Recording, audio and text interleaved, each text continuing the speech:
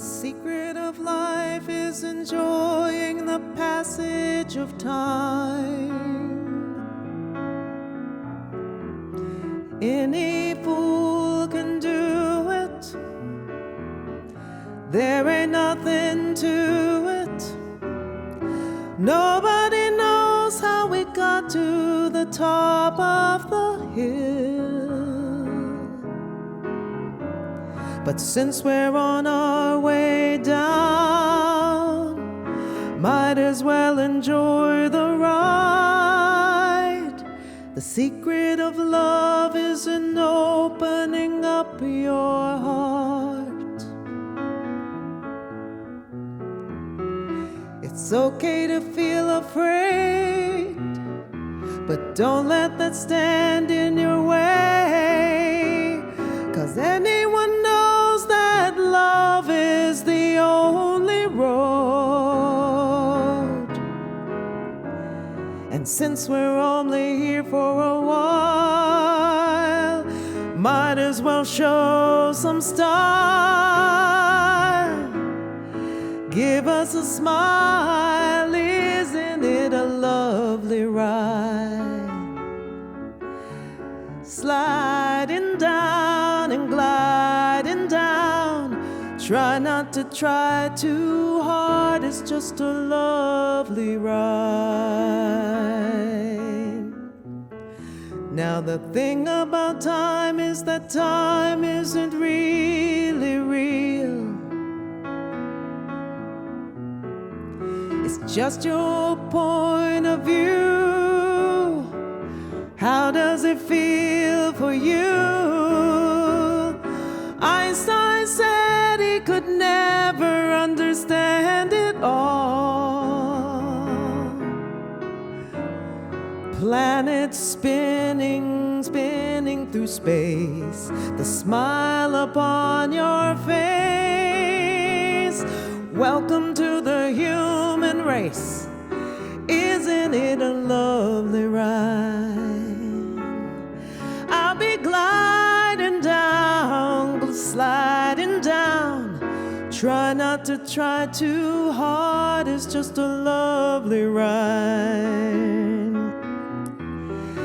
Isn't it a lovely ride? Oh, I'm sliding down, gliding down. Try not to try too hard, it's just a lovely ride. The secret of life is enjoying the passage of time.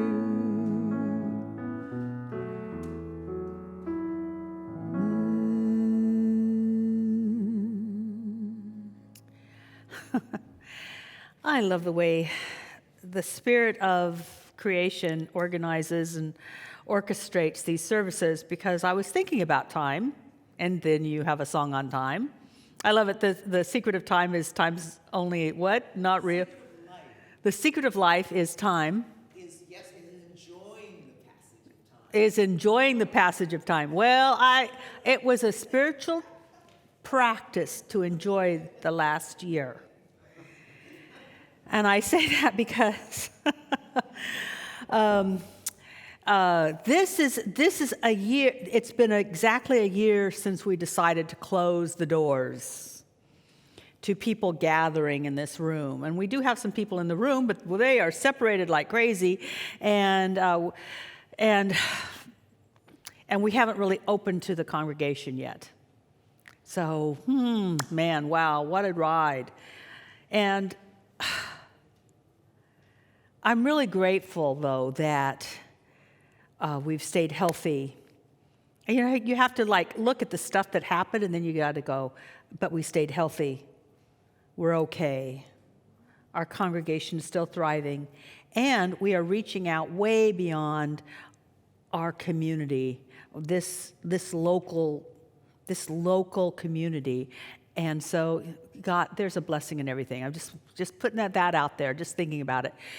And I will make an announcement. We are planning to do a very, very soft opening. Like this is a soft opening on Easter. Like very few people, there's not many chairs in here and we're spread out. But we will start to have a few people. Starting with Easter, starting to come back together to rise up as a community. So that's only for people that feel comfortable and in their heart they know that they'll be okay. We're just going to start to do it. But what we're going to do right now is turn our attention to one of my favorite speakers, and he's always been an inspiration to me because even though he comes from a different spiritual tradition, the words he speaks are timeless and universal. And they could bless anyone at any time. So if there was a bunch of people in the room, I'd say, let's have a great applause for Rabbi Ted Falcon. But, he's not going to hear it. But here's Rabbi Ted.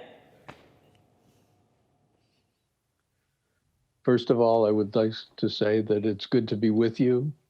I enjoy sharing with the Center for Spiritual Living community. And just aware that the sharing these months, actually this year, has just reminded me of a depth of connection that transcends physical location. So in some respects, I am talking to you at a different time and from a different place, at a distance in time and space. But the reality is that I am sharing with you from a space of deep connection and deep participation in a single life, a single consciousness that we share. One of the blessings that is offered to us during this challenging time of pandemic and physical separation has been the invitation to remember the deeper nature of our being, the deeper nature of all being. So I seek to celebrate that in these moments of sharing. The theme of this time in your community is meditate on these things. And I know that the focus of that is really important. And I'm sure that the focus has been on qualities and characteristics of an expanding and enhanced spiritual unfolding. But there's a part of me that when I read that theme, I got caught on the word things. And I thought, part of our problem is we have a tendency to meditate on things. And so I wanted to focus on stop meditating on things.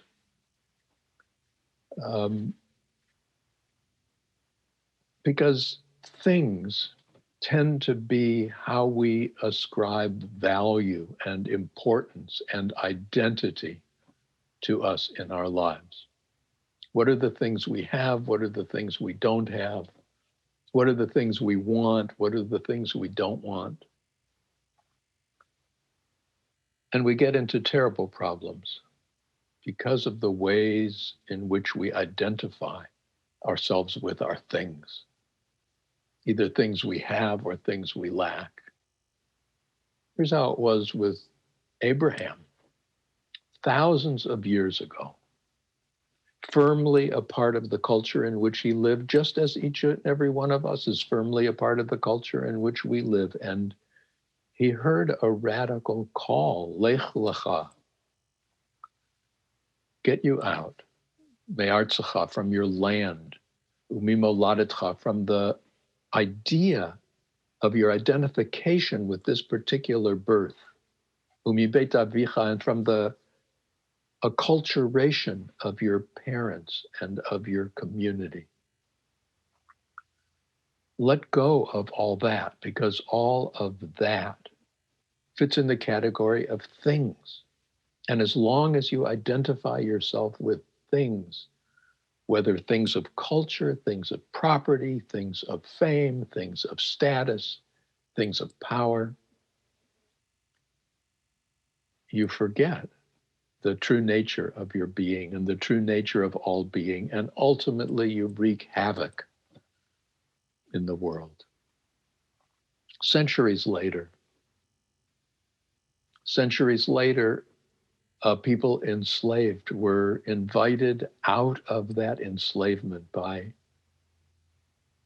a radical teacher named Moses, who brought again a message transcending things. Let go of the things with which you've identified yourself and wander into a wilderness of discovery and of possibility and of potential. It was Moses who brought a teaching of an I am. You know, it all actually started with Abraham, because the Hebrew where it says Lech Lecha, get out of your land, Lech Lecha also literally means go to yourself. Rather than going to the external world to fix you, to heal you, to identify you, move inward. And Moses expressed an expansion of consciousness that had moved now several hundred years, several centuries past Abraham, perhaps half a millennia or a little more, into a space of a recognition of an I am, a recognition of something that precedes thingness, that precedes any kind of identification with anything that's in the outer world. It was Moses who brought the 10 principles, the 10 utterances. Later it got called the 10 commandments. Originally they weren't called commandments. They were called, here's the principles. These are the operating principles of reality. It's not commandments. And the basic one, Ani Adonai Elohecha, I am, is the eternal one, your God. I am is the eternal one awakening within each and every one of you as your God. I am is the energy that frees you from all enslavements, whether that enslavement is to an ancient Egypt or whether that enslavement is to the things, however they appear in your lives.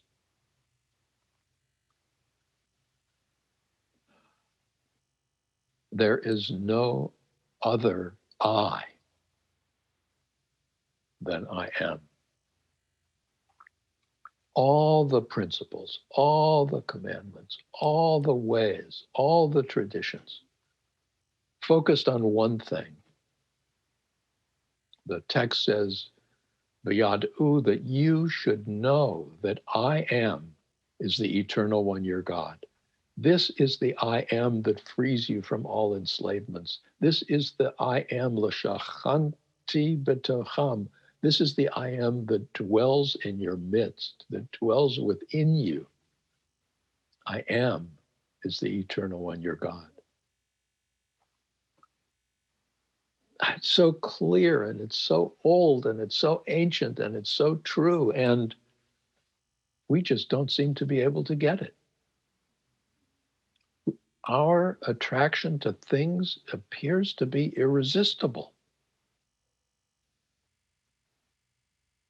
Moses went up to the mountain in that ancient story to receive the rest of the teaching, the rest of Torah. And we, at the base of the mountain, having had all the drama and all the truth of the 10 utterances, grew afraid. And in our fear, we needed things. And so we brought our gold to Aaron and we said, make us a thing that we can depend on.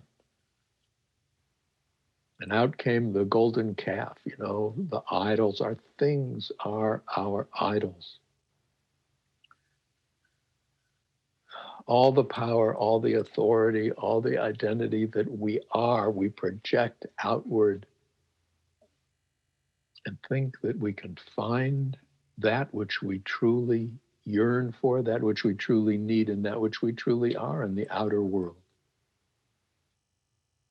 Moses came down to the sound of rejoicing. He was carrying the tablets, and you have the famous image of he gets angry and he smashes the tablets. And I was thinking this year, Moses broke the tablets because the consciousness with which the people were surrounding that golden calf, projecting their own power, their own consciousness out onto something outside, out onto things, led him to know that had he given them the Torah at that point, it too would have become a thing. It too would have become an idol. It too would have been grasped not as a way of remembering who they are, but as a way of avoiding the truth of their being. And again, thinking that commandments will save, or observances will save, or doing it right will save. We're still attracted to things.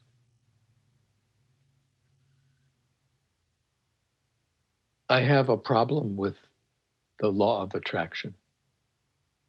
Many of you know that law. It's extremely powerful.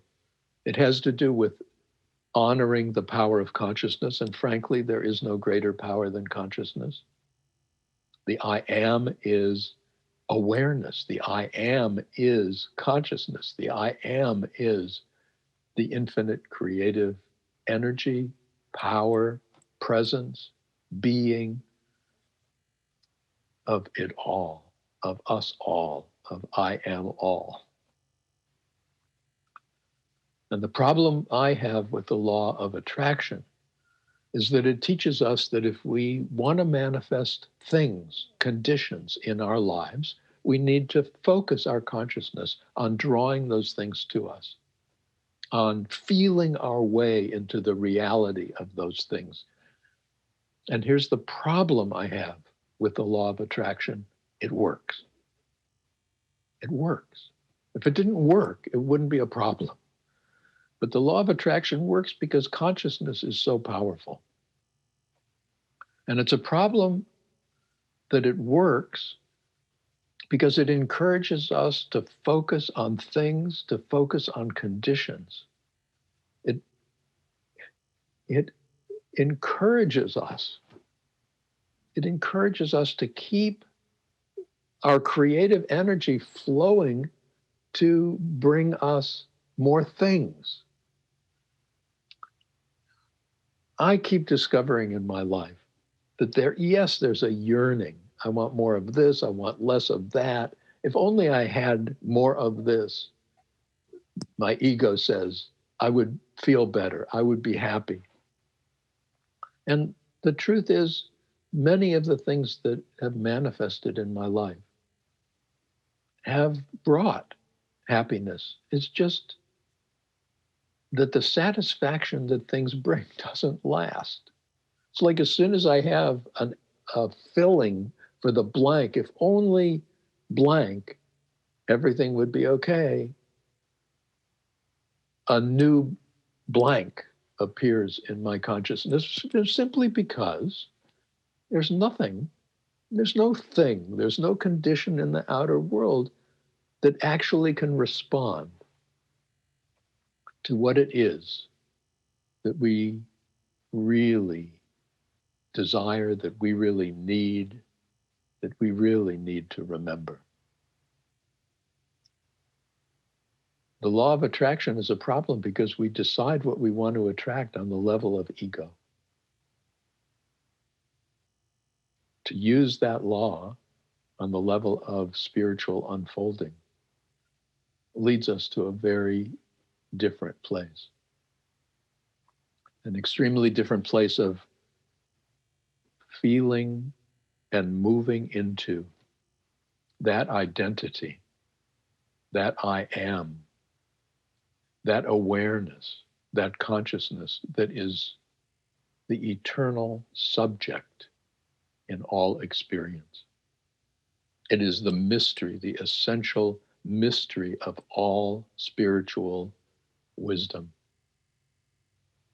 And the ego mind just has such difficulty really allowing it to be, because that I am that awakens in me and that I am that awakens in you is one I am.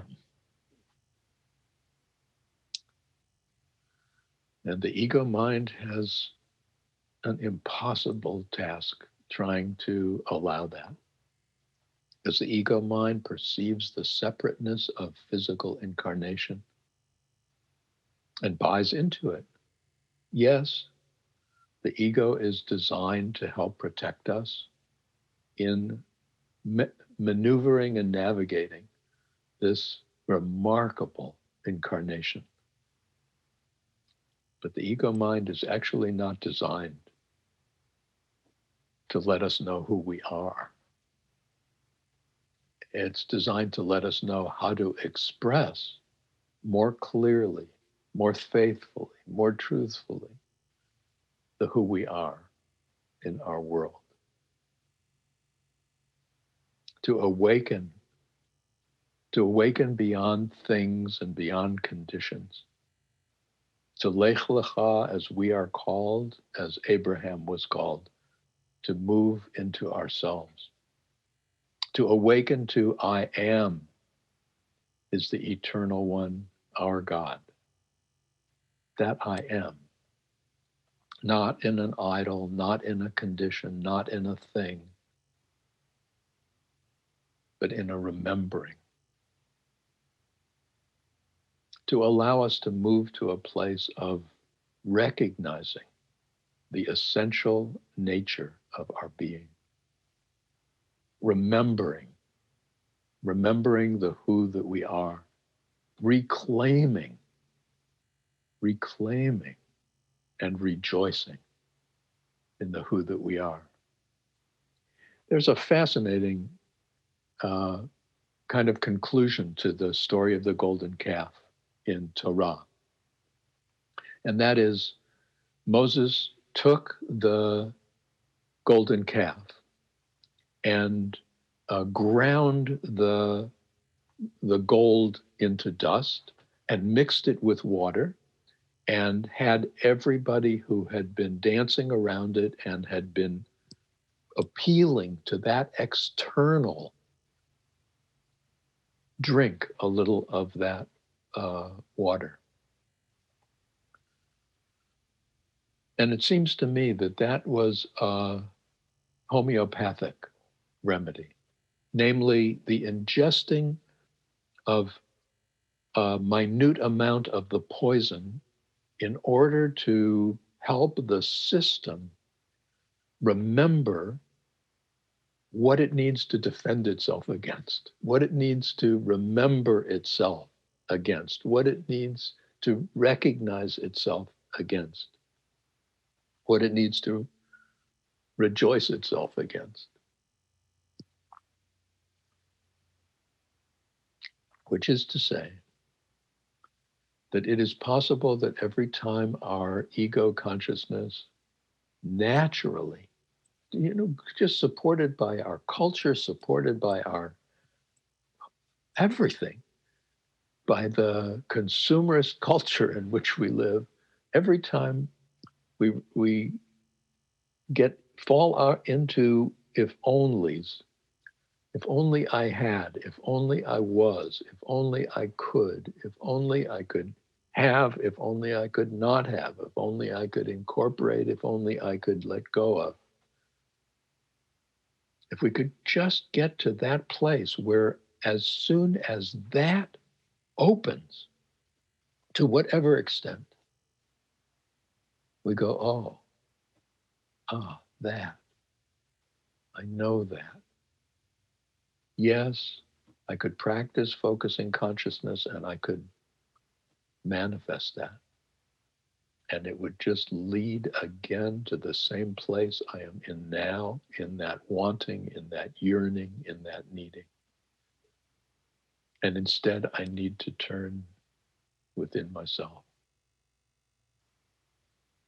I need to utilize the emergence of that longing as a cue to remember. The Hebrew word for meditation is hitbodedut, which literally means to be alone with oneself. It's not about creating a different condition that will make us whole. It's not about finding another thing that will bring us joy. It's about moving within. It's about remembering. It's about reclaiming. So I'd like to invite you just for a moment now to take a few moments and breathe yourself into this space with me. If you feel comfortable, allow your eyes to close. And remember.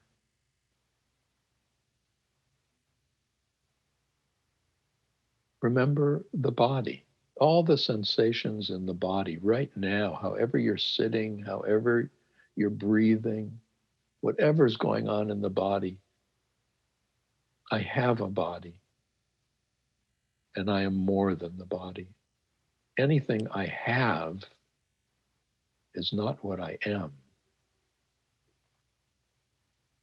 My I am has a body. My I am is more than the body.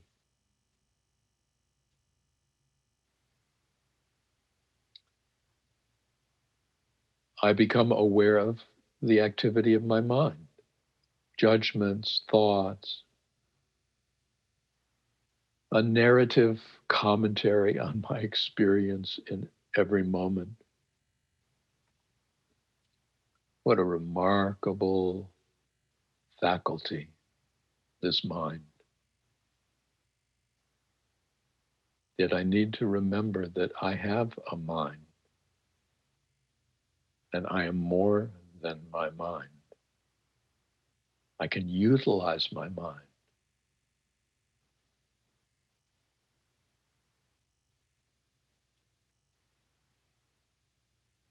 but I am not my mind. I have feelings, but anything I have is not who I am.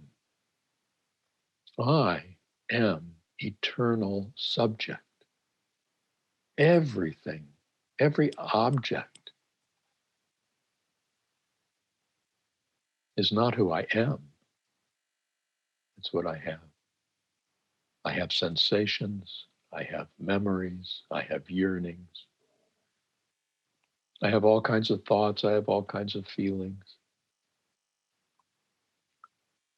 I have all kinds of distractions. And behind all that, before all that, beyond all that, I am. I am aware. I am always here. And in this I am, there is such abiding peace, such overwhelming joy, such deep well-being beyond things, beyond conditions. I am.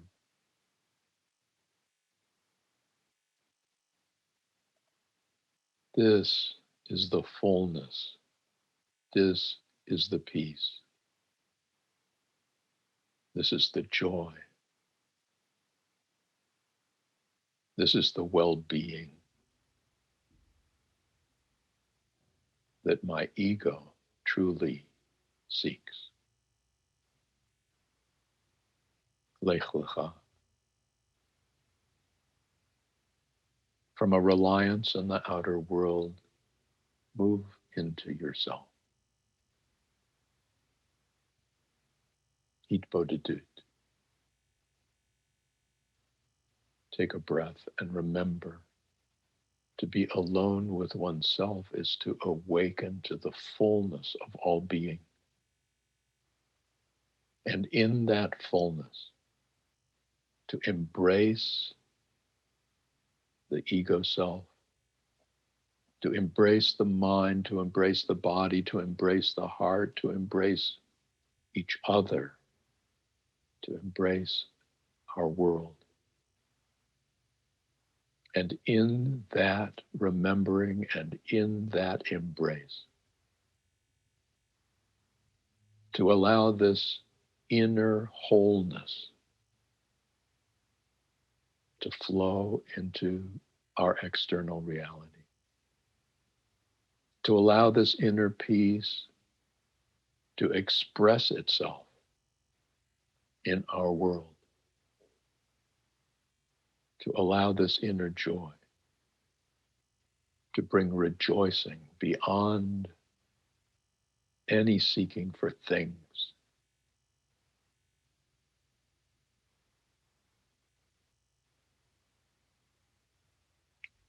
I invite you to take a gentle breath. Let your eyes open and remember, here we are. We are whole. We are perfect. We awaken as the one I am, each in our own location, in our own time, each behind our own face, our own history. Each of us offering, choosing the opportunity to flow the fullness of our being into the reality we share. Wherever you are, know that we are always here.